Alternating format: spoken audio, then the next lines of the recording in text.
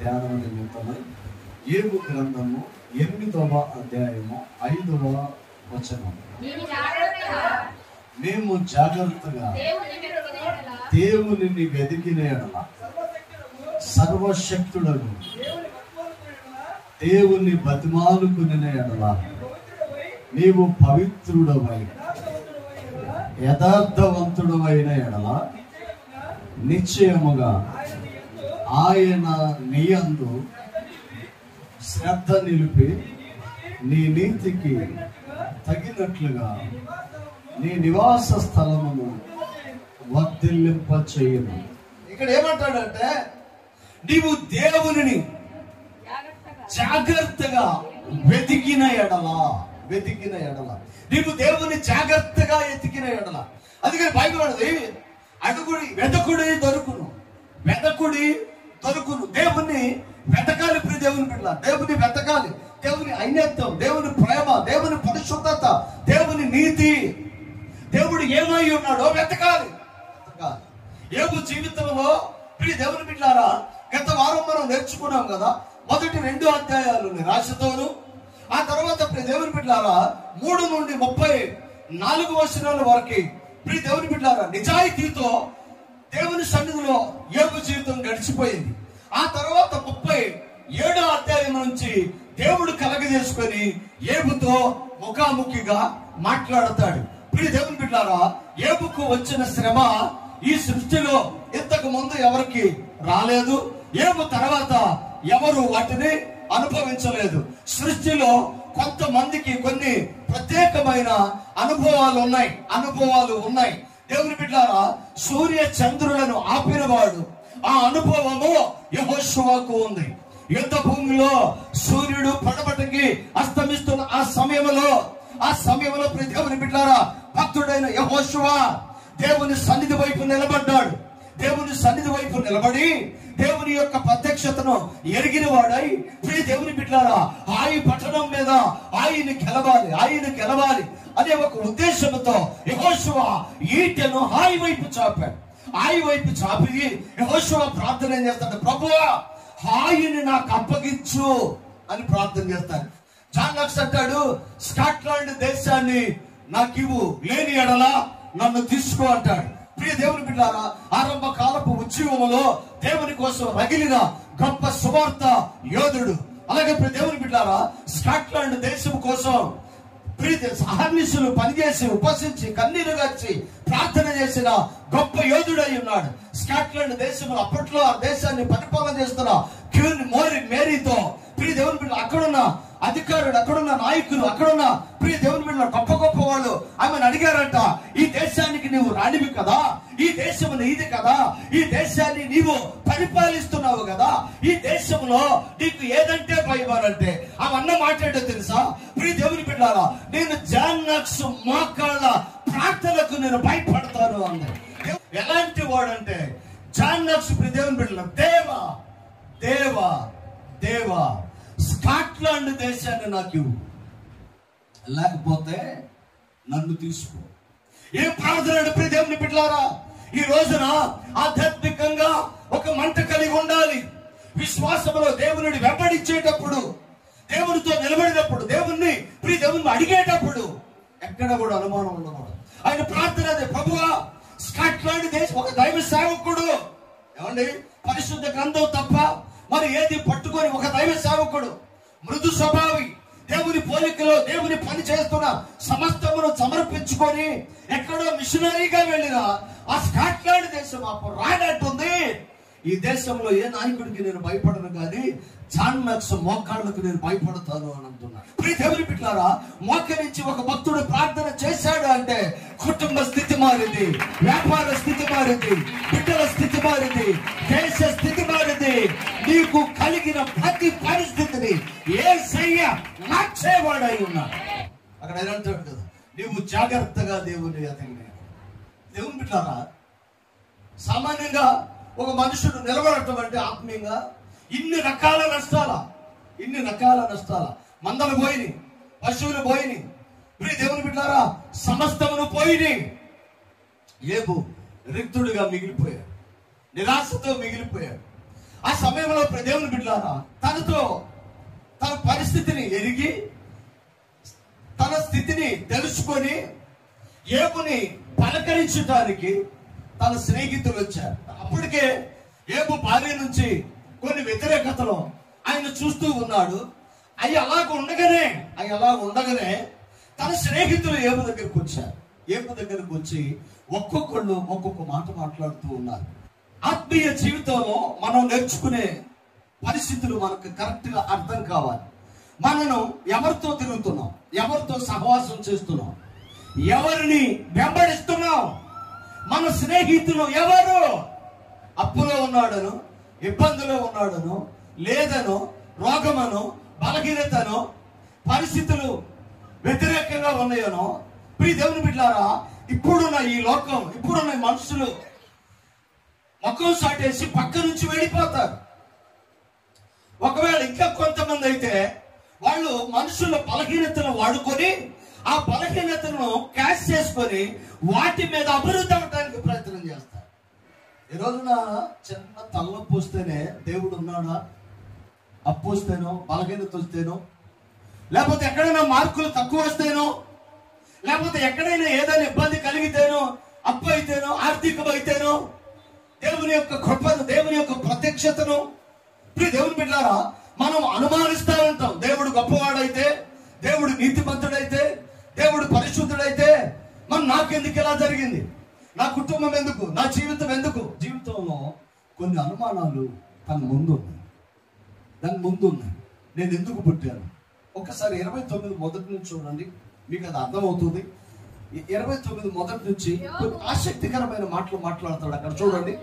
యోబు ఇంకొకసారి ఉపమాన రీతిగా ఇట్లా నేను పూర్వకాలమున ఉన్నట్లు, ఆ పూర్వపు స్థితి, ఆ మొదటి స్థితి, ఆ ఆరంభ కాలం, దాన్ని జ్ఞాపకం చేసుకుంటున్నాడు.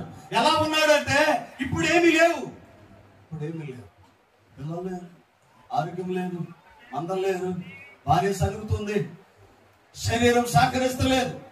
3వ అధ్యాయం ఆరంభంలో అన్ని పోయిన తర్వాత మరలా దేవుని దూత, దేవుని బిడ్డ అపవాది దేవుని దగ్గరికి వెళ్ళి అన్ని తీసేసుకున్నావు, ఇది ఇంకేం మిగిలిందని వచ్చావని అంటే, దేవుని బిడ్డారా ఆరోగ్యం మిగిలిందిగా.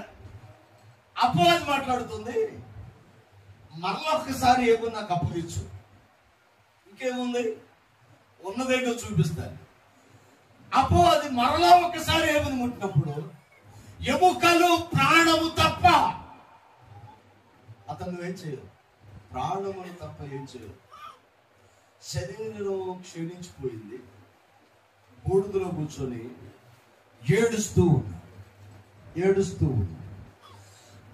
ఏడుస్తూ తన స్థితిని దర్చుకుంటున్నాడు. ఏమంటాడు? పూర్వకాలము ఉన్నట్లుగా నేను ఉన్న ఎడల ఎంతో మేలు. ఎప్పుడు దేవుని బిడ్డలారా, దైవ సన్నిధి మనతో పూర్వకాలము మనం ఎలా ఉన్నాం, ఆత్మీయ స్థితిలో దేవునితో మనం నడుస్తున్నాం. ఇక్కడ ఏం ఎందుకు మాట్లాడుతున్నాడంటే, పూర్వకాలం నీతిమంతుడిగా ఉన్నాడు, పూర్వకాలం నిందారహితుడిగా ఉన్నాడు, పూర్వకాలము దేవుని యందు భయభక్తులు కలిగిన వాడు, పూర్వకాలము చెడితనమును విసర్జించాడు. దేవుడు నన్ను కాపాడుచుండిన దినములలో ఉన్నట్లు నేను ఉన్న ఎడల ఎంతో మేలు. అంటే ఆ దినాల్లో, అంటే దేవుని బిడ్డలారా, ఆ దినాలు, ఆరంభ దినాలలో, దేవుడు నన్ను దీవించిన దినాలలో ఉన్నట్లుగా ఇప్పుడు ఉంటే ఎంత బాగుండు. అప్పుడు ఆయన దీపము నా తలకు పైగా ప్రకాశించాను. ఆ కిందకు వస్తే ఆయన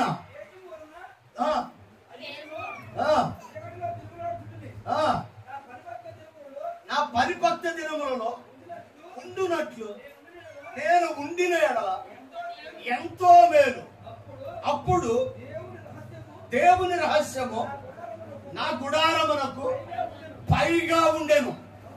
సర్వశక్తుడు ఇంకను నాకు తోడై ఉన్నాడు, నా పిల్లలు నా చుట్టూ ఉన్నారు, నేను పెట్టిన అడిగేలా నేతిలో పడింది. సఫలం కొడుతుంది. నా నిమిత్తము నూనె ప్రవాహముగా కారెను. పట్టణపు రుమ్మములకు నేను వెళ్ళినప్పుడు రాజవీధులలో నా పీఠము సిద్ధపరచుకునేటప్పుడు ఎవ్వరును నన్ను కూర్చి దాక్కుండా, అంటే చాలా జాగ్రత్తగా గమనించండి. యవ్వనులు ఏపు వస్తుంటే ఆయన చూసి దాక్కునేవాళ్ళు ముసలి వారు లేచి, ఆమేన్, అర్థమవుతుందండి. ఏపును చూసి ముసలి వాళ్ళు లేచారు. యవ్వనులు ముఖం దాచుకున్నారు. ముసలి వాళ్ళు లేచి నిలబడ్డారు. ప్రధానులు మాట్లాడక ఊరుకొని. చాలా జాగ్రత్తగా గమనించండి. యవ్వనులు తాగుకొని, పెద్దవాళ్ళు లేచి నిలబడి, ప్రధానులు, అధికారులు, గొప్పవారు ఏపు వస్తుంటే అటెన్షన్ అయిపోయి నిలబడి అలాగే చూసేవాళ్ళు. ఇది ఆయన అసలు స్థితి. ఏపు అసలు స్థితి ఇది. ఈరోజు ఏమైపోయాడంటే అన్ని కోల్పోయి బూడిదలో కూర్చొని చిల్ల పెక్కులతో తన శరీరాన్ని గోక్కుంటూ దేవుని సన్నిధిలో మొరపెడుతూ ఉన్నాడు. దేవుని బిడ్డలారా, ఏమంటాడంటే ఆయన ప్రార్థన ఎలా ఉందంటే 7వ అధ్యాయము 7వ వచనం. 7వ అధ్యాయము 7వ వచనం. నా జీవము ఒట్టి ఊపిరి చేసుకొనుము. నా కన్ను ఇంకను మేలు చూడదు. నన్ను చూసి వారి కన్ను ఇక మీదట నన్ను చూడదు. నీ కన్నులు నా తట్టు చూసును గాని నేను ఉండకపోవును. అంటే ఈయన అనుకుంటున్నాడు, నా నాశన స్థితి ఏమైపోయింది, తటస్థించినది, నేను నాశనం అయిపోతా, నేను మరణానికి చేరువవుతున్నాను అని అనుకొని అసహనానికి గురయ్యి తనకు తానుగా మాట్లాడుతున్నాడు. నా కన్ను ఇక మేలు చూడదు. దేవుని బిడ్డలారా, కొత్త ఇల్లు కొనటం చూడదు, బండి కొనటం చూడదు, దీవెన చూడదు, బ్యాంక్ బ్యాలెన్స్ చూడదు. ఆ తర్వాత ఏమైపోతాం? ఇది ఆలోచన. ఇప్పుడు జరిగిన నష్టాన్ని తన ముందు పెట్టుకొని ఏపు ఆలోచన చేస్తే నా కన్ను ఇంకను మేలు చూడదు. నన్ను చూసువారు ఇక మీదట నన్ను చూడు. ఇప్పుడు నేను బాగానే ఉన్నాను, కానీ తర్వాత మీరు వస్తే ఇక నేను ఉండను. ఏమైపోతాను? చనిపోతాను. నా కళ్ళేమో మేలు చూడవు అని ఈయన అనుకుంటున్నారు. నన్ను చూసువారు కన్ను ఇంకా నన్ను చూడదు. అంటే మరలా వాళ్ళు వచ్చేప్పటికి నేను ఉండను. ఆ స్థితిలోకి వెళ్ళిపోయాడు ఆయన. ఆ స్థితిలోకి వెళ్ళిపోయాడు. వాళ్ళు వచ్చే సమయానికి ఇక నేను ఉండను. తన స్థితి తనకు అర్థమవుతుంది. ఏమండి, మన ఇల్లు ఎలా ఉందో, మన పిల్లలు ఎలా ఉన్నారో, మన ఆత్మీయ స్థితి ఎలా ఉందో, మన ఆర్థిక స్థితి ఎలా ఉందో, మనం ఎలా ఉన్నామో నీకు తెలియదండి. నీకు తెలీదా? నువ్వేం చేస్తున్నావో నీకు తెలియదా? ఎవరన్నా నాకు తెలియదంటే అది పచ్చి అబద్ధం. అందుకని అపోస్తలుడైన పౌలు తన పత్రికల్లో రాస్తూ అంటాడు, తాను నిలబడుచున్నానని తలంచుకునేవాడు పడకుండా తన ప్రవర్తన జాగ్రత్తగా కాపాడుకోవాలంట. యేసయ్య వచ్చి కాపాడు. తాను నిలబడుతున్నానని తలంచుకుని వాడు పడకుండా తన ప్రవర్తన జాగ్రత్తగా కాపాడుకోవాలంట. మనకు చెప్పేవాళ్ళు ఉండాలి, మనకు లోబడే అలవాటు ఉండాలి. ఇప్పుడు దేవుని బిడ్డలారా, మనకు ఒక మెంటర్ ఉండాలి. ఒకవేళ అది దేవుడైతే ఆయన మనకు చెబితే, ఆయన వాక్యం ఏది చెబితే అది ఇంటే ఖచ్చితంగా నీ జీవితం ఆశీర్వాదకరంగా. అది నిరాశలో నేను అంటున్నాడు, నా కన్నిక మేలు చూడదు, నన్ను చూసువారు ఇంకను నన్ను చూడరు. నీ కన్నులు నన్ను చూసును కానీ నేను ఉన్నాను. ఎవరు చెప్పాడు? నువ్వు నిర్ణయించుకుంటే సరిపోయిద్దా? ఏగో నువ్వు నిర్ణయించుకుంటే సరిపోయిద్దా? దేవుడు ఒకడు ఉన్నాడు కదా, ఆయన చిత్తం ఉంది కదా, ఆయన కదా నిన్ను పరిపాలన చేసేది, ఆయన అధికారం కింద కదా నువ్వు ఉన్నావు, ఆయన కదా నీకు దేవుడు, ఆయన కదా నీకు నాయకుడు, ఆయన కదా నిన్ను సృష్టించింది. నువ్వు ఏమవ్వాలో, ఏం చేయాలో, నువ్వు ఎలా బ్రతకాలో, నీ జీవితాన్ని ఎలా నిర్దేశించాలో నువ్వు దేవుని చేతిలో ఉన్నావు కదా. ఆ విషయాన్ని మర్చిపోయావా? మేఘము విడిపోయి అదృశ్యమగునట్లు పాతాళమునకు దిగిపోయి దిగిపోయిన వాడు ఎప్పుడు రాడు. తను తానే ఊహించుకున్నాడు. తన పరిస్థితి ఎలా ఉందంటే, నేను ఇక మేలు చూడను, నన్ను చూసేవాళ్ళు నన్ను ఇంకా చూడరు, ఒకవేళ ఎవరైనా చూడటానికి వచ్చినా వాళ్ళు వచ్చే సమయానికి నేను ఉండను, నేను పాతాళంలోకి వెళ్ళిపోయా. ఈ 7వ అధ్యాయం అంతా ఇలా మాట్లాడుతూ ఉన్నాడు. ఈ మాటలన్నీ తన స్నేహితుడు విన్నాడు. బిడ్డ ఇక్కడ అది మాట్లాడు. స్నేహితుడు ఏబు దగ్గరకు వచ్చి ఏబు మాట్లాడుతున్నాడు. దేవుని బిడ్డ, ఏబు నీతిమంతుడే, నిందారహితుడే, చెడుతనమును విసర్జించిన వాడే, పరిశుద్ధుడే. కానీ శ్రమలో తను మాట్లాడుతున్న మాట, నా కన్నిక మేలు చూడరు, నన్ను చూసి వారికి నన్ను చూడరు, నన్ను చూడాలని ఎవరన్నా వస్తున్నా అప్పటికి నేను ఉండను. ఇలాంటి మాటలు మాట్లాడుతుంటే ఏబు స్నేహితుడు బిల్దాద్ అక్కడికి వచ్చి మాట్లాడుతున్న మాట ఏమంటాడంటే, ఎంతకాలం మాట్లాడతావు? దేవుడు ఉన్నాడా? దేవుడు ఉన్నాడా? చాలా మంది విశ్వాసుల్ని, ప్రియ దేవుని బిడ్డలారా, ఎప్పుడు సేవకుడు ట్యూన్ చేస్తా ఉన్నారు. గ్రామ్ ఫోన్ రికార్డులు ఉండే వెనకడికి తెలుసా మరిదాస్ గారు? ప్లాస్టిక్ కాదు, మట్టి రికార్డులు ఉన్నాయంట. మట్టి రికార్డులు ఉన్నాయి. అవి టంగుపెట్లో పెట్టుకొని పెళ్లిళ్ళలో పెట్టడానికి వచ్చేవాడు. ఒక్క పాట మట్టి రికార్డులు, అవి ఒక్క పాట. దాన్ని ఏం చేయాలంటే కీ ఇవ్వాలి, కీ ఇచ్చి అది టైట్ అయిన తర్వాత రికార్డు పెడితే అది మోగుతూ ఉంటుంది. ఆ పాట ఒక్కోసారి ఏమైందంటే దాని కింద ముళ్ళు అరిగి అక్కడ నడిపించు అంటాం. నడిపించు నానా అందే కదా. సరే, ఆ పక్కన ఉన్నవాడు ఈడాడు ఆడుకుంటా ఉంటాడు. బుడ్డోడు పంపిస్తారు కదా మైక్ సెట్ కాడ, ఆడుకుంటారే కీ అయ్యింది అల్లరా బాబు అంటే మళ్ళీ నీళ్ళు తిప్పుతా ఉంటే నడిపించు నానావా అని అంటది. లేకపోతే ఏమంటది, నడిపించు అని అంటాడు. అందుకని అరిగిపోయిన గ్రామ్ ఫోన్ రికార్డు లాగా మాట్లాడబాకరా అంటాడు. కొంతమంది జీవితం అండి అరిగిపోయిన గ్రామ్ ఫోన్ రికార్డు లాగా ఉంటారు. నేను బాగుపడను, నేను ఇంతే, నా బతికింతే, నా జీవితం ఇంతే. అరే బాబు బిల్దాదంటాడు, ఎందుకు మాట్లాడుతున్నాను, గొప్పడు కదా. ఒక్కసారి కిందకు వస్తే చూడండి, నీ నోటి మాటలు. దేవుడు న్యాయ విధిని రద్దుపరుస్తున్నా. దేవునికి ఒక న్యాయ విధి ఉంది. అది నువ్వున్న పరిస్థితులు ఆయన మాటిస్తే తీసుకోడు. ఆయన న్యాయము తీర్చే దేవుడు. ఆయన న్యాయాన్ని రద్దుపరచడు. అది ఖచ్చితంగా దేవుడి జీవితంలో నెరవేరు. అంటాడు, ఒకవేళ నీకు తెలియకుండా మీ అబ్బాయి వాళ్ళు ఏమైనా పాపం చేశారేమో తెలియదు. ఎందుకు చచ్చిపోయారండి? ఇప్పుడు అపవాదం వచ్చి ముట్టిన సంగతి ఇవన్నీ వీళ్ళకి ఎవరికి తెలియదు. ఏబుకు తెలియదు, ఏబుకు భార్యకి తెలియదు, ఏబు స్నేహితులకి తెలియదు. ఏబు స్నేహితుడు అంటున్నాడు, నీ పిల్లలు ఎలా ఉన్నారు? 10 మంది ఎట్ ఎ టైం చనిపోవటానికి గల కారణం ఏంటి? ఒకవేళ తండ్రి మీద తిరుగుబాటు చేసిన బెల్షాజరు వలె ఉన్నారేమో వీళ్ళు. తండ్రి ఇంట్లో పాపం చేసిన దావీదు కుమారుని వలె ఉన్నారేమో వీళ్ళు. లేకపోతే ఎందుకు జరిగింది? సొంత సహోదరుని చంపి నాకు తెలియదు అని కయ్యోను వలె ఉన్నారేమో. రహస్యమందు చూస్తున్న దేవుడు గొప్పవాడు. ఆయన అన్నిటినీ గమనించే దేవుడు. నువ్వు జాగ్రత్తగా దేవుణ్ణి వెతికిన ఎడల ఇది ఎందుకు జరిగిందో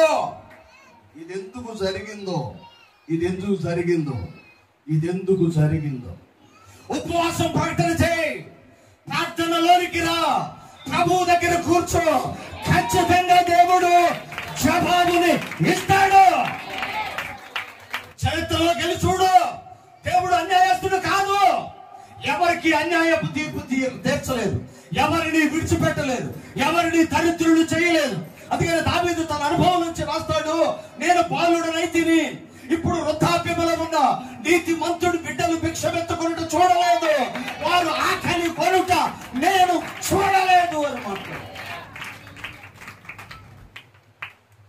ఒకవేళ బ్రతకటం కోసం ఎవరైనా బైబిల్ పట్టుకొని దాన్ని అడ్డు పెట్టుకొని అడుక్కుంటే అడుక్కున్నారేమో కానీ బైబిల్ అడుక్కునేలాగా ఏ మనుషులు చేయాల, అడుక్కునే వారిని ఆస్తి పరులుగా యేసయ్య మార్చిన వారు. నేను అంటాను, ఏబు ఇన్ని కోల్పోయి కూడా దేవునిలో నిలబడ్డాడు అంటే అతని స్నేహితులే కారణం. నువ్వు జాగ్రత్తగా దేవుని అదిగిన అది ఈయనకి సువార్త చెప్పడం ఏంటండి? ఏబుకి దేవుని మాటల గురించి ఒక స్నేహితుడు చెప్పడం ఏంటి? మన పాదములు క్రీస్తు అనే బండ మీద నిలబడాలి. జ్వరం పోయింది, బలగనతలు పోతాయి, అప్పులు పోతాయి, రోగాలు పోతాయి, సమస్యలు పోతాయి, కళ్ళకు పోయింది. మనం బండ మీద నిలబడతాం. అన్ని గాలికి చెదర గొట్టు పొట్టు వలె నీవు దేవుని వెదకినాడు. సర్వశక్తుడు దేవుడు నిన్ను ఆయన్ని బతిమాలుకునే నువ్వు పవిత్రుడవై యథార్థవంతుడవై ఉండిన ఎడల నిశ్చయముగా ఆయన నీ యందు శ్రద్ధ నిలిపి నీ నీతికి తగినట్లుగా నీ నివాస స్థలమును దేవుడు ఆశీర్వదించు. సపోర్ట్ కొడుతూ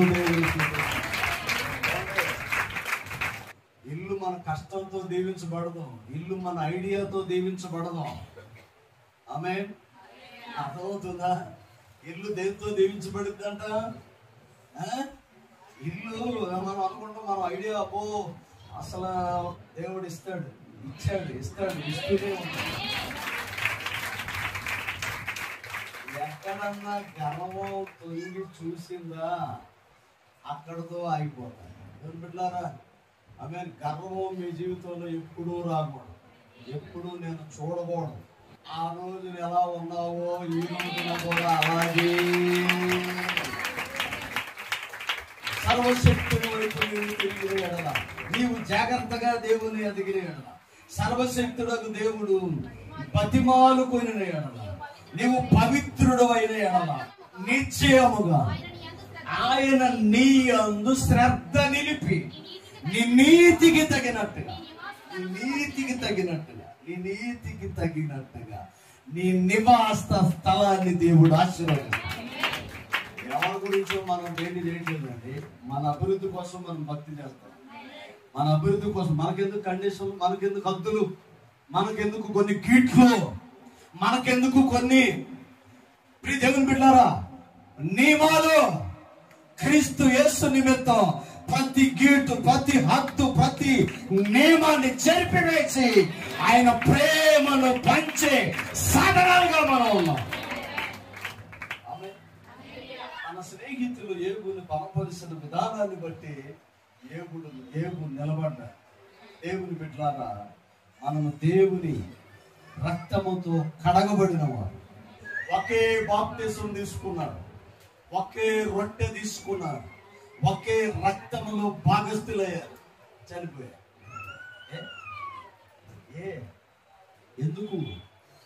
ఎందుకండి? ఎందుకు? కొరింథీ పత్రికల అపొస్తలుడైన పౌలు రాస్తాడు, ఒకే బాప్తిసం, ఒకే రొట్టె, ఒకే రక్తం, కానీ చనిపోయారు. ఎందుకు అంటే ఆహారం లేక, దేవుడి శక్తి లేక, చేయలేక కాదు, సనుగుడు వచ్చేసిందంట. సనుగుడు వచ్చేసింది. కొంతకాలం నడవలోనే, కొంతకాలం నిలబడినబట్టే, కొంతకాలం దేవుల్లో ఉన్నామంటే సనుగుడు వాళ్ళకు వచ్చేసింది. ప్రియ దేవుని బిడ్డలారా, ఆ సనుగుడు ఎప్పుడైతే ఎవరెవరైతే చనిగారో వాళ్ళు పండు టాకులు రాలిపోయినట్టుగా రాలిపోయారంట. యేసయ్యను చూసి నడిచిన వారు కనానులోనికి వెళ్ళారు. దేవుని బిడ్డ ఆరంభ కాలంలో ఏబు తన భక్తిని కొనసాగించాలి అంటే తనను నిలబెట్టిన వాడు స్నేహితులై ఉన్నారు. ఆమేన్. మనము దేవుని బిడ్డలం, దేవునితో సహవాసం కలిగి ఉన్నాం. ఎక్కడైనా ఏదైనా ఎవరన్నా ఇబ్బంది కలిగిస్తే, ఏదైనా వారికి తక్కువైతే, ఏదైనా వాళ్ళలో మనకు నచ్చకపోతే వాళ్ళ గురించి ప్రార్థన చేయండి. దేవుడు నీ ఇంటిని దేవుడు నీ నీతికి తగిన రీతిగా. దేవుని బిడ్డారా, ఎందుకు ఈ మాట అంటాడంటే నీ నీతి, నీ నీతి, నీ నీతి, నీ పరిశుద్ధత, నీ సమర్పణ నీ కుటుంబాన్ని ఉన్నతంగా నిలబెట్టింది. నీ ఇల్లు దీవించబడాలి అంటే నీ నీతికి నువ్వు నీతిమంతుడుగా ఉన్నా. నువ్వు నీతిమంతుడిగా ఉంటే నీ నివాస స్థలాన్ని దేవుడు ఆశీర్వదిస్తాడు. విశ్వాసముతో దేవునికి వాక్యములో నిలబడు. నీ నీతికి తగిన రీతిగా, నీ నీతికి తగిన రీతిగా దేవుడు నీ నివాస స్థలాన్ని ఆశీర్వదిస్తాడు. ఆమేన్, హల్లెలూయా. నీ నీతి 40 గజాలే అంటే ఆ 40 గజాల సైట్ లోనే ఉంటావు. నీ నీతి 500 గజాలైతే 500 స్థలాల్లోనికి దేవుడు కొద్దిగా ఉందంటే నీ నీతి కొద్దిగా ఉందని అర్థం. ఆమేన్. అందుకని మన నీతికి తగిన రీతిగా దేవుడు నీ నివాస స్థలాన్ని ఆశీర్వాదం. దేవుని బిడ్డ డబ్బు ఉండకపోవచ్చు, ఆరోగ్యం ఉండకపోవచ్చు, బిడ్డలు ఉండకపోవచ్చు, కుటుంబం ఉండకపోవచ్చు, సమాధానం ఉండకపోవచ్చు, అందరూ దూరంగా వెళ్ళొచ్చు, ఒంటరిగా ఉండొచ్చు.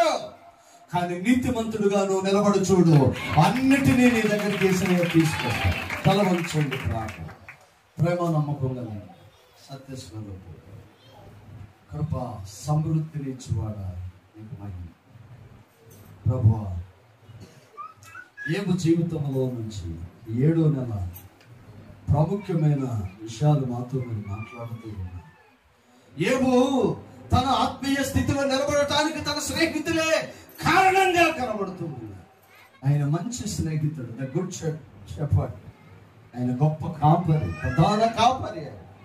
ఆయన నిన్ను ప్రేమించేవాడు.